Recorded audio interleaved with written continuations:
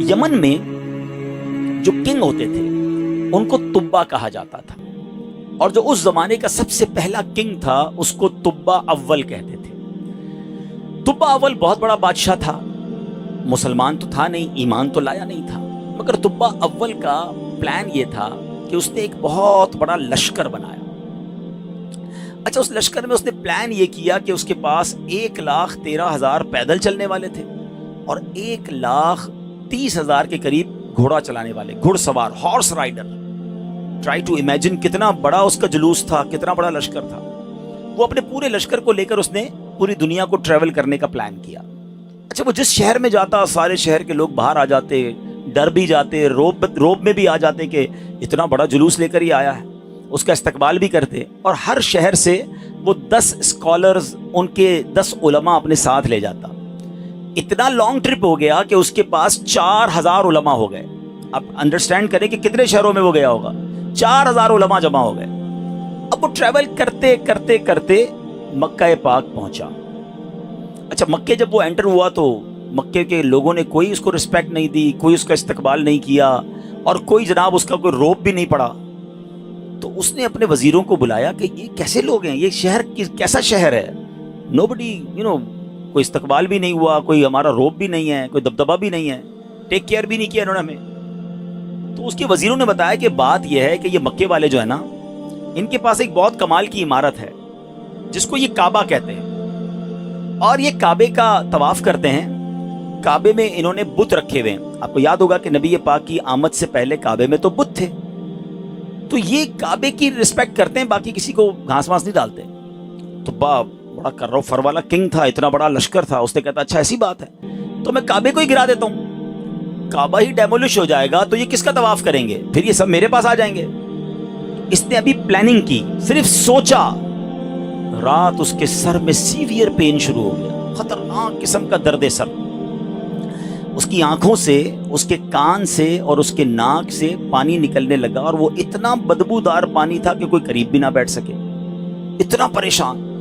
لشکر میں ڈاکٹر بھی تھے، ڈاکٹر بلائے گئے، طبیب آئے، بڑے بڑے علاج کیے، کوئی فرق نہ پڑے۔ 2-3 دن نکل گئے، تکلیف ختم ہی نہ ہو۔ تو ایک جو ڈاکٹر تھا، جو سب سے بڑا ڈاکٹر تھا، اس نے کہا دیکھیں یہ معاملہ جو ہے نا، مجھے آپ کی بیماری کا نہیں لگ رہا، یہ کوئی آسمانی معاملہ ہے، آپ کسی عالم سے پوچھئے۔ تو انہوں نے اپنے لشکر میں جو سب سے بڑے عالم تھے ان کو بلایا کہ آپ چیک کریں معاملہ کیا ہے۔ تو انہوں نے کہا یہ بتاؤ کہ تم نے کوئی غلط خیال تو نہیں کیا اس شہر کے بارے میں، یہاں کے رہنے والوں کے بارے میں؟ اس نے کہا ہاں، میں نے تو پلان کیا تھا کہ کعبہ گرا دوں گا، یہاں کے مردوں کو قتل کر دوں گا، عورتوں اور بچوں کو قیدی بنا لوں گا۔ تو ان عالم دین نے کہا کہ نہیں، تم نے غلط کیا، تمہیں نہیں پتا کہ یہ کعبہ کیا ہے، اس کا مالک وہ خالق ہے، وہ مالک ہے کہ اگر اس کے بارے میں، کعبے کے بارے میں نیگیٹو سوچو گے تو برباد ہو جاؤ گے، فوراً توبہ کر لو ورنہ تم خود ہی برباد ہو جاؤ گے۔ اچھا ایسی بات ہے۔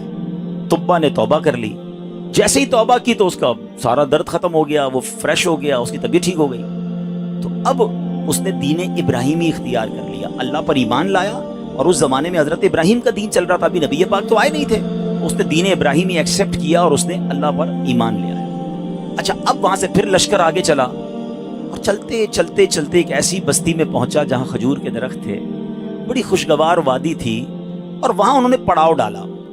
اچھا، اس لشکر میں جو علماء تھے انہوں نے اپنی کتابیں نکالی، ان کے پاس آسمانی کتابیں تھیں، وہ پڑھتے گئے اور کہنے لگے یہ تو وہی جگہ ہے جہاں ہماری کتابیں بتاتی ہیں جہاں اللہ کے آخری نبی ہجرت کر کے آئیں گے۔ یعنی اس کا مطلب وہ ڈھونڈتے ڈھونڈتے آج کے مدینے میں پہنچ گئے تھے، جس کو آج ہم مدینہ کہتے ہیں نا، یہ وہاں پہنچ گئے تھے۔ تو 400 علماء نے کہا کہ بھائی ہم تو یہ جگہ چھوڑ کے نہیں جائیں گے، پتہ نہیں کب نبی پاک آ جائیں، اب ہم نے یہیں ٹھہرنا ہے، اگر تبا رہنے دے گا تو ٹھیک ہے، بے شک ہماری بوٹی بوٹی کر دے، ہم نے یہ شہر چھوڑ کے نہیں جانا۔ اطلاع تبا کو بھی مل گئی، تبا نے بلایا علماء کو کہ کیا مسئلہ ہے؟ تو کہا دیکھیں حضرت، ہم نے اپنی کتابوں میں پڑھا ہے، ہمارا حساب کتاب بتاتا ہے کہ اللہ کے آخری نبی اسی بستی میں آئیں گے، ہم اس بستی کو چھوڑ کے نہیں جائیں گے، ہم ان کے خادم بن کر رہیں گے، ان کے امتی بنیں گے، ان پر ایمان لائیں گے۔ اچھا، تبا بھی 2-4 دن پہلے ہی یا کچھ دنوں پہلے ہی مکے کی تعظیم سمجھ چکا تھا، اللہ پر ایمان لا چکا تھا، تو اس نے کہا اچھا ایسی بات ہے تو میں بھی رک جاتا ہوں۔ اس نے کیا کیا، 400 علماء کے لیے 400 گھر بنائے، ان 400 علماء کی شادیاں کروائیں، ان کو خوب مال و دولت بھی دیا۔ 1 سال تبا خود بھی وہیں رہا، 1 سال کے بعد دیکھا کہ نبی پاک تو نہیں آئے، تو اب طبا نے ایک کمال کا خط لکھا. سنیے گا پیارے اسلامی بھائیو، یہ دنیا کا انوکھا خط ہے کہ اس کے لیے لکھا جا رہا ہے جو بھی دنیا میں آئے نہیں ہیں. اور کس عشق والی زبان میں طبا بادشاہ نے وہ خط لکھا. اس نے لکھا کہ اس اللہ کے نام سے شروع جو عالمین کا رب ہے. میں جناب رسول اللہ صلی اللہ علیہ وسلم کی بارگاہ میں طبا اول حمیری سلام پیش کرتا ہوں، اور میں آقا علیہ الصلوۃ والسلام کی بارگاہ میں عرض کرتا ہوں کہ حضور اگر میں نے آپ کا زمانہ پا لیا تو میں آپ کی خدمت کروں گا، آپ پر ایمان لاؤں گا، آپ کی سنت پر عمل کروں گا، جو آپ کتاب لے کر آئیں گے میں اس پر بھی عمل کروں گا. اور حضور اگر میں پھر بھی آپ کا زمانہ نہ پا سکوں تو مجھے اپنی غلامی میں قبول فرمائیے، اور قیامت کے دن میری شفاعت فرمائیے گا، مجھے بھول نہ جائیے گا. بڑا کمال کا عشق والا اس نے خط لکھا. اس خط کو اس نے سیل کیا گولڈن اسٹیمپ لگا کے. اچھا، ایک اور مکان بنایا اس نے، اور جو اس وقت کے سب سے بڑے عالم تھے ان کو وہ لیٹر بھی دیا، اور کہا جب آپ نبی پاک سے اگر آپ کی ملاقات ہو جائے نا تو میرا خط انہیں دیجیے گا، یہ مکان بھی انہیں گفٹ کر دیجیے گا، اور اگر نہ ہو تو آپ اپنے بچے کو کہیے گا، آپ کا انتقال ہونے لگے تو اس کو یہ لیٹر دیجیے گا، اس کو کہیے گا وہ اپنی اولاد کو دے، تاکہ کسی طرح یہ خط جناب آخری نبی صلی اللہ تعالی علیہ وسلم تک پہنچ جائے. یہ کیسا عشق ہے. اب ذرا سنیے گا. طبا اول حمیری کا بعد میں وہ مدینے سے آگے گیا اور جا کے اس کا انتقال ہو گیا. آفٹر 1000 years، 1000 سال بعد 12 ربیع الاول والے دن مکہ مکرمہ میں نبی پاک کی ولادت ہوتی ہے، آقا کی تشریف آوری ہوتی ہے. نبی پاک 53 سال مکے میں گزارتے ہیں، اور اس دوران حضرت مصعب بن عمیر صحابی رسول ہیں، ان کو پیارے آقا مدینے بھیجتے ہیں کہ وہاں جا کے اسلام کی دعوت دو. مدینے میں تو فوراً اسلام پھیلنا شروع ہو گیا. علماء کہتے ہیں جو اتنی تیزی سے اسلام مدینے میں پھیلا نا، اس کی بڑی وجہ یہ تھی جو یہ انصار صحابہ تھے نا. مدینے والوں کو کیا کہتے ہیں؟ انصار. مکے والوں کو کیا کہتے ہیں؟ مہاجرین. تو جو انصار تھے نا، یہ سارے انہی 400 علماء کی اولاد میں سے تھے. They were waiting from last 1000 years for رسول پاک علیہ الصلوۃ والسلام. یہ تو 1000 سال سے انتظار کر رہے تھے. جیسے ہی حضرت مصعب بن عمیر پہنچے، دیگر مبلغین پہنچے، اللہ کے رسول کی باتیں بتائیں، اسلام کی باتیں بتائیں، دھڑا دھڑ لوگ اسلام قبول کرنے لگ گئے. اچھا، اب قبیلے کے لوگ بیٹھے کہ آخری نبی تو آ گئے ہیں مکے میں، ہمارے پاس ایک لیٹر ہے، اب وہ پہنچانا ہے انہیں. انہوں نے مشورہ کر کے، ایک صحابی تھے ان کا نام تھا حضرت ابو لیلہ انصاری رحمۃ رضی اللہ تعالیٰ، ان کو کہا کہ آپ جائیے، جا کے مکے میں نبی پاک کو یہ خط دے کر آئیے. ان صحابی نے ٹریول کیا. جب وہ ٹریول کر کے جانے لگے تو ان کو کسی نے بتایا کہ نبی پاک مکے سے پہلے ایک وادی میں بیٹھے ہیں، صحابہ کرام کے ساتھ جلوہ فرمائیں.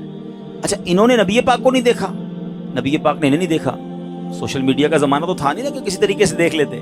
اچھا، یہ گئے اس دربار میں، جیسے ہی داخل ہوئے کمرے میں، نبی پاک صحابہ کے ساتھ بیٹھے ہیں، وہ کمرے میں داخل ہوئے، پیارے آقا فرماتے انتا ابو لیلہ، تم ابو لیلہ ہو.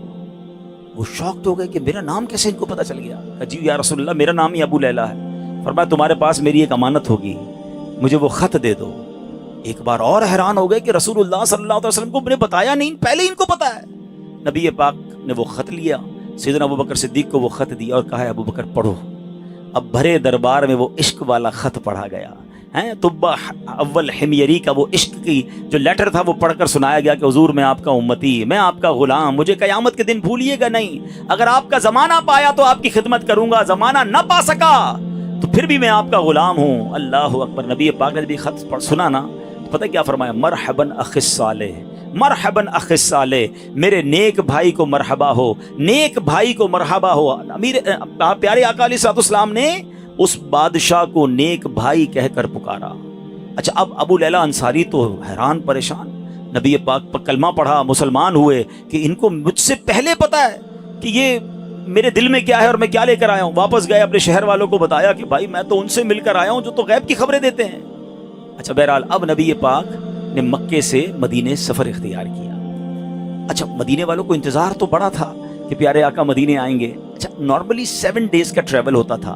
اگر مکے سے کوئی اونٹوں پر یا گھوڑوں پر نکلتا تھا نا، it's take almost 7 days to travel. اب آج کل تو ہم 4 گھنٹے میں پہنچ جاتے ہیں، بڑے اچھے روڈ بن گئے. اب نبی پاک جب روانہ ہوئے تو وہ نیوز مل گئی مدینے والوں کو. لیکن آپ کو پتا ہے کہ وہ ہجرت کا سفر ایب نارمل سفر تھا، نارمل سفر نہیں تھا. بڑے پرابلمز تھے، بڑے ہرڈلز تھے. 3 دن 3 راتیں تو نبی پاک کو غار ثور میں رہنا پڑا. راستے میں مکے کے لوگ انٹرسیپٹ کرنے پہنچے ہوئے تھے. تو اب مدینے والے سمجھ رہے تھے کہ 7ویں دن نبی پاک آ جائیں گے. وہ ڈیلی مدینے کے گیٹ پہ جا کے کھڑے ہو جاتے کہ نبی پاک آ جائیں گے. صبح جاتے، ویٹ کرتے، دوپہر ہوتی تو واپس آ جاتے. اگلے دن پھر صبح جا کے کھڑے ہو جاتے. روز استقبال کی تیاریاں ہیں. اچھا آپ کو معلوم ہے نبی پاک علیہ السلام کس دن مدینے میں داخل ہوئے؟ کافی دن لگے، مگر سرور کائنات صلی اللہ تعالیٰ علیہ وسلم جس دن مدینہ منورہ میں صحابہ کے جھرمٹ میں داخل ہوئے نا، وہ دن 12 ربیع الاول کا دن تھا۔ ہاں وہ دن بھی برتھ ڈے آف رسول پاک علیہ السلام تھا۔ سبحان اللہ، اللہ کی شان دیکھیں کہ ربیع الاول کا 12 ربیع الاول کا جو جلوس ہے، کچھ لوگوں کو کنفیوژن ہوتی ہے۔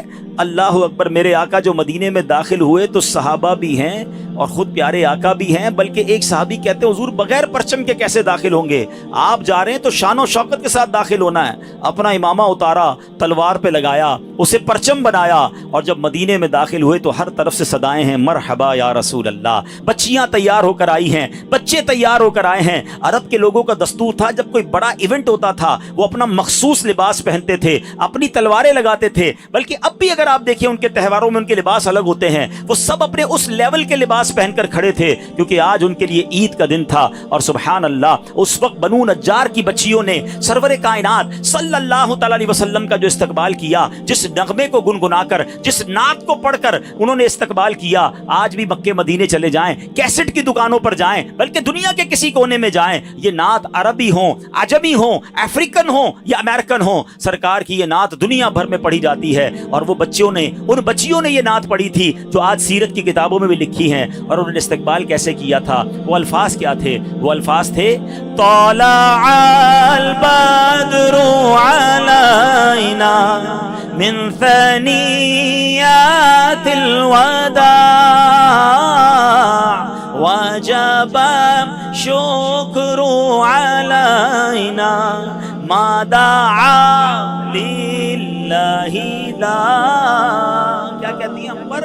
چاند طلوع ہو گیا ہے، طلع البدر علینا، 14ویں رات کا چاند طلوع ہو گیا ہے۔ کہاں پر؟ سنیت الوداع کی گھاٹی میں، جس جگہ یہ استقبال ہوا نا اس علاقے کو سنیت الوداع کہتے ہیں۔ اور وجب الشکر علینا، ہم پر واجب ہو گیا ہے اللہ کا شکر ادا کرنا۔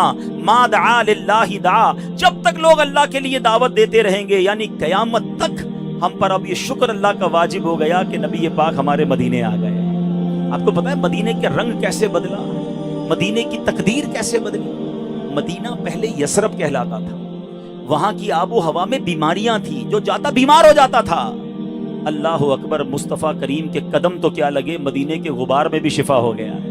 اب تو بیمار کو کہتے ہیں ٹھیک ہونا ہے تو مدینے ہو آؤ، ہیں جب سے قدم لگے ہیں رسالت مآب کے، جب سے قدم لگے ہیں رسالت مآب کے، جنت بنا ہوا ہے مدینہ حضور کا۔ کیا قدم لگے میرے آقا کے، بھاگ ہی جاگ گئے مدینے والوں کے۔ اچھا اب پیارے آقا جب مدینہ شریف میں انٹر ہوئے نا، everybody want to welcome and everybody want to host him، ہر بندہ چاہ رہا تھا کہ نبی پاک ہمارے گھر آ جائیں، کیونکہ اشتیاق بہت تھا، تڑپ بہت تھی۔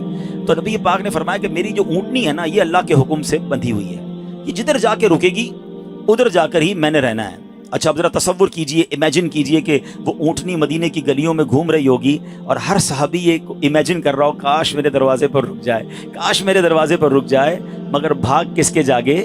سیدنا ابو ایوب انصاری رضی اللہ تعالیٰ عنہ، کہ وہ اونٹنی جو ہے ان کے دروازے پر جا کے رکی۔ اچھا اب ایک اور امیزنگ بات شاید بہت ساروں کو پہلی بار پتہ چلے گی، حضرت ابو ایوب انصاری رضی اللہ تعالیٰ عنہ کا ایک لقب ہے، ہم سب کہتے ہیں میزبان رسول، ٹھیک ہے نا، لیکن شاید لوگوں کو نہیں پتا کہ حضرت ابو ایوب انصاری اسی عالم دین کی اولاد سے ہیں کہ جن کو طبہ اول نے لیٹر دیا تھا، جو سب سے بڑے عالم تھے نا، یہ انہی کی اولاد میں سے ہیں۔ اور حضرت ابو ایوب انصاری اسی گھر میں رہتے تھے جو گھر طبہ نے نبی پاک کے لیے گفٹ کے طور پر بنایا تھا۔ گویا مطلب یہ بنا کہ یہ گھر نبی پاک کا ہی تھا، حضرت ابو ایوب انصاری اس کو ٹیک کیئر کر رہے تھے۔ آقا کسی کے مہمان نہ بنے، بلکہ سچی بات یہ ہے کہ میزبان نبی پاک تھے، مہمان ابو ایوب انصاری تھے۔ اور یہ کیسے ہو سکتا ہے کہ نبی پاک جن کے صدقے یہ کائنات بنی ہے؟ امام عشق و محبت اعلیٰ حضرت بڑا کمال کا شعر لکھتے ہیں، آپ فرماتے حضور یہ کائنات جب آپ کے لیے بنی ہے، آپ کی وجہ سے بنی ہے، تو پھر سارا زمانہ تو اس میں مہمان ہوا نا، اصل میزبان تو آپ ہیں۔ آپ کہتے ہیں آسمان خان زمین خان زمانہ مہمان، آسمان خان زمین خان زمانہ مہمان، صاحب خانہ لقب کس کا ہے تیرا تیرا صاحب خانہ لقب کس کا ہے تیرا. اب یہ عشق والی داستان سیکھنے کو کیا مل رہا ہے کہ یہ شان ہے میرے مصطفیٰ کی کہ دنیا میں آئے نہیں ہیں مگر چاہنے والے موجود ہیں, دیوانے موجود ہیں, سرکار پر سب کچھ نچھاور کرنے والے موجود ہیں. جبھی تو شاعر کہتے ہیں ایک میں ہی نہیں ان پر قربان زمانہ ہے, جو رب دو عالم کا محبوب یگانہ.